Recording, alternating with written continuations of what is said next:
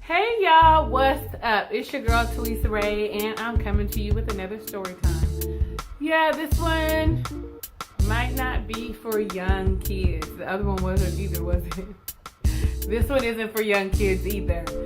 So, I don't know, it was back in the 90s. I had to be about 16 or 17 maybe.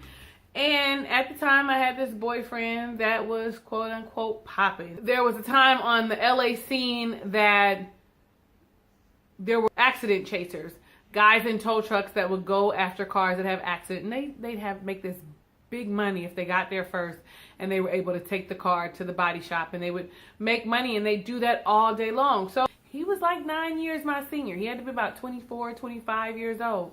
So this one particular evening, I was to spend the night at my girlfriend's house. But before we went back home, we both were going to go respectively with our boyfriends, go to dinner, go to movie, you know, do a little nasty stuff, and then meet back up and come together. Well, she dropped me off at his house off of 111th Street in Normandy. And we left. We go out in the car. We're in the tow truck. And I really kind of liked just hanging out with him. You know, we grabbed a bite to eat, and I liked hanging out with him and making money with him, because when he made money, that meant I got something nice. He would give me some money. Like, I mean, shit, I was young. Like, hello, I worked at McDonald's. Like, whatever. Run me that money. I was okay with sitting in a car with him. I was okay with all of that. So we drive. We don't get anything to eat first, but we go down and we drive. I don't know, I'm from the east side. I'm from the east side, like Watts, Compton, east side, okay? We're on the west side, and it's not really all the way in the west side, but it's west enough for me not to really know or really to be familiar with the area. We pull up in front of this house. He'd say, babe, stay in the car, I'll be right out. I said, well, why? Why I gotta sit in the car? You know, I ain't never had to sit in the car before. I was able to go into parties and everything with him. Being as young as I was, being his young little girlfriend, he would still take me because I was mature. So, yeah, he goes in, he's gone 10 minutes, 15 minutes. I'm all like, what the fuck? I start blowing the horn. He comes outside, I'm all like, what's going on? You say it real quick. I'll be right back. He's gone another 15, maybe 20 minutes, and he finally gets in the car. And I'm all like, what the fuck were you doing? Like, why are we just sitting in, why you have me sitting out in the car? I could have just stayed at home. I could have went with her and one of her friends. Like, I didn't have to be with you. Attitude, honey. Always yapping, popping off at the mouth.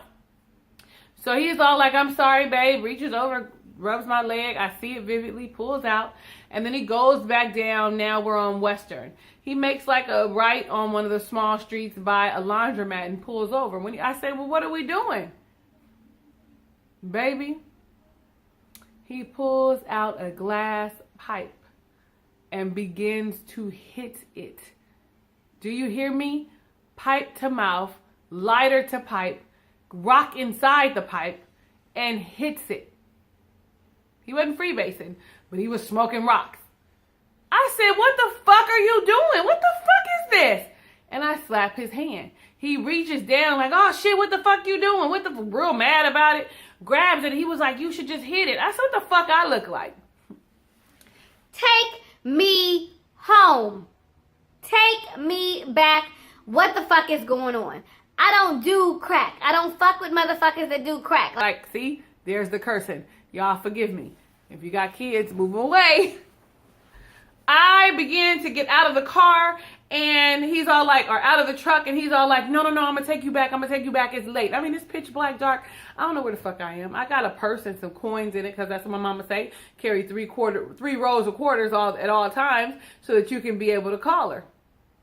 Well, I was going to have to call her and explain I wasn't where I was supposed to be. So we get back on Normandy. He drives back towards his home. I'm like crying silently.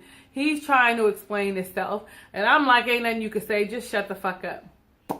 Well, it don't get better. It gets worse. He passes his street on 111th and goes to 112th. He makes a right. As we go down the street, now see, I'm from the hood. Like, I'm really from the hood, though. I know what hood niggas look like. I know what rubber band man look like. I know what dope dealers look like. I know what they look like. I'm looking down the street, and it's a fucking block full of niggas. I'm all like, what are we doing? Where he said, I just got to make this stop real quick. I said, you could have just dropped me off. Like I got somewhere to go. Like I got cell phones. Right now, we only got pagers. JJ Beepers is where I got mine from. Matter of fact, he bought it for me. So we sitting there and he pulls up in front of these dudes. And the dude's like, well, he rolled down my window. And he's all like, what's up? We're going to call him Flash. What's up, Flash? He was like, man, give me whatever. It's very fuzzy, whatever he asked for. And I'm all like, what the fuck is going on? Dude was like, what's wrong with your bitch? I was like, what, nigga? I'm what? Like, I'm real belligerent, real ignorant right now. Like, this some bullshit. Take me home. He was like, oh, man, let me just hold it. I'll give it to you tomorrow. He was like, nah, nigga, I ain't giving you nothing without collateral. Let me get your girl. She fine. Gets to rub it on my arm or some shit. I don't know. I was a cute little thing. The fuck is you doing? He's like, you with it, ain't you? I said, with what? I said, I don't smoke that shit. Do I look like that? I'm not that girl. Get your hand up off of me. Old boy commences to unlock my door and to pull the door open. I got a seatbelt on. I'm looking at you. I'm looking at him like, what the fuck is going on? He was like, no, man, no. I said, nigga, you was really finna let him drag me out the car with all these niggas, get a train ran up on me all day and all night till you came back. If you came back, I would have been all fucked up. Pussy ran through. Like, are you kidding me? Is this a joke? He snatches the door closed. He snatches the door closed and he was like, nah, man, he ain't even trying to pull off yet. He ain't pulling off yet because he ain't finished his fucking transaction. He ain't got his crack yet. I tell you, bad choices. And he's like, man, here go my beeper. You can hold this. I need this, blah, blah, blah. He was like, nigga, that ain't enough. He grabs my beeper off my side of my purse. It was clipped on the side of my purse. Grabs it and said, here's hers too. I said, mine too? How in the fuck I'm supposed to get what? This how my mama keep in contact with me. What the fuck are you doing? Like, what is going on?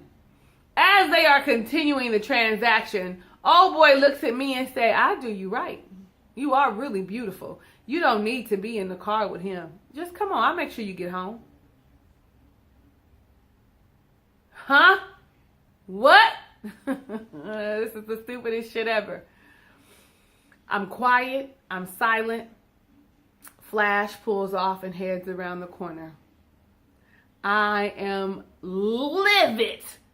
Pissed to the highest level of pissivity, right? Like,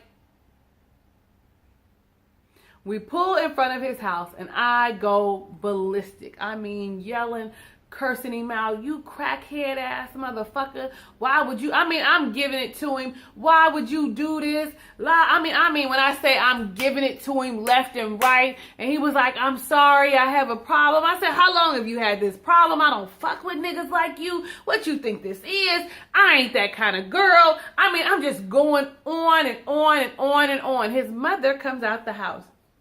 She calls him by his government name. But again, Flash, get in here. So I know his mom. I've hung out, had dinner with them on several occasions, been over to the house. I get out the car to come too, thinking I'm coming. He damn near bolts across the street and she opens the door, lets him in, closes the door, and I'm outside by myself in the dark at nighttime. Do you hear me? In the dark at nighttime by myself, around the corner from the men that was going to take me. Cute, confused, lost, in a daze, and in a maze. I don't know what to do. It's nighttime. I don't have my pager. I've got $3 in quarters. Only thing I can think is to walk around the corner. I walk around the corner. I go to the phone booth, the nearest phone booth I can.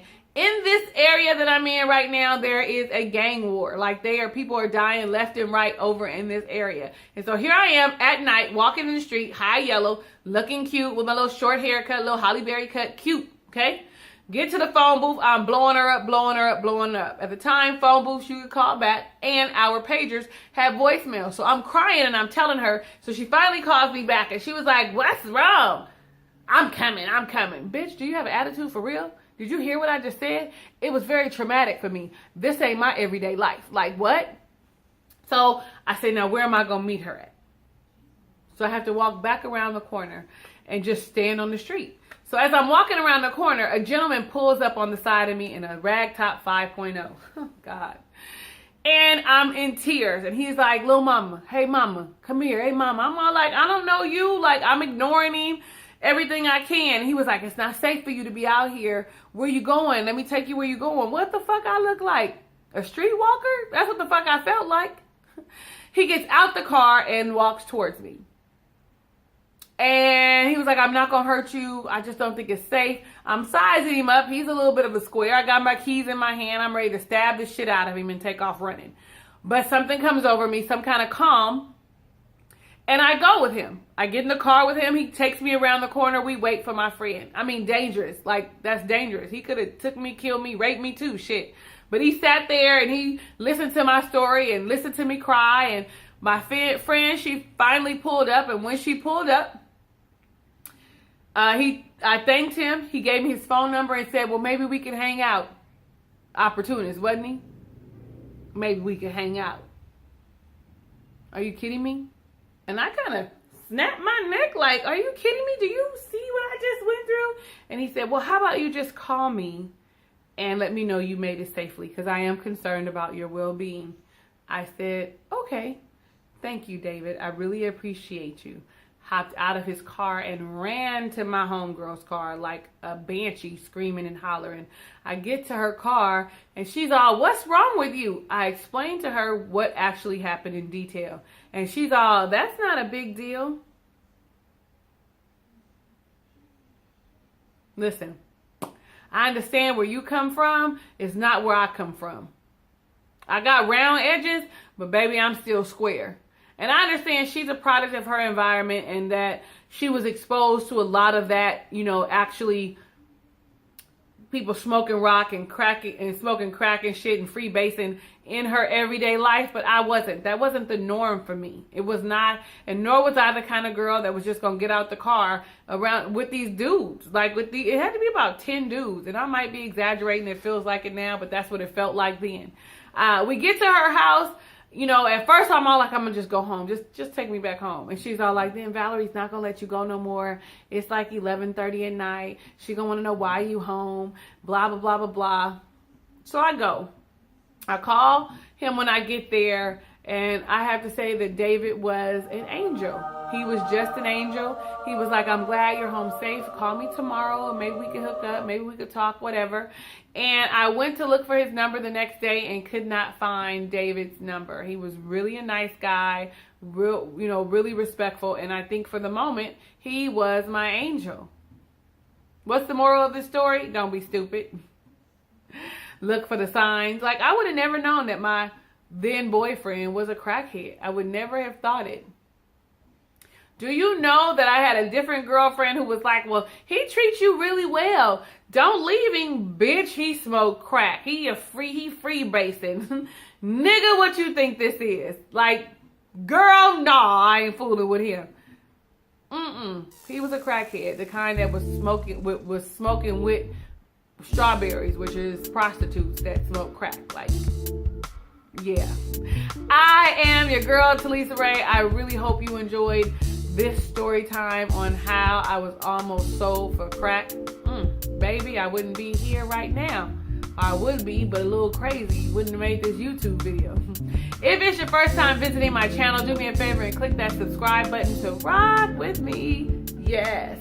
If you've been rocking with me for a while, I am so grateful to and for you. Hugs and kisses and lots of love. I will see you on the next video.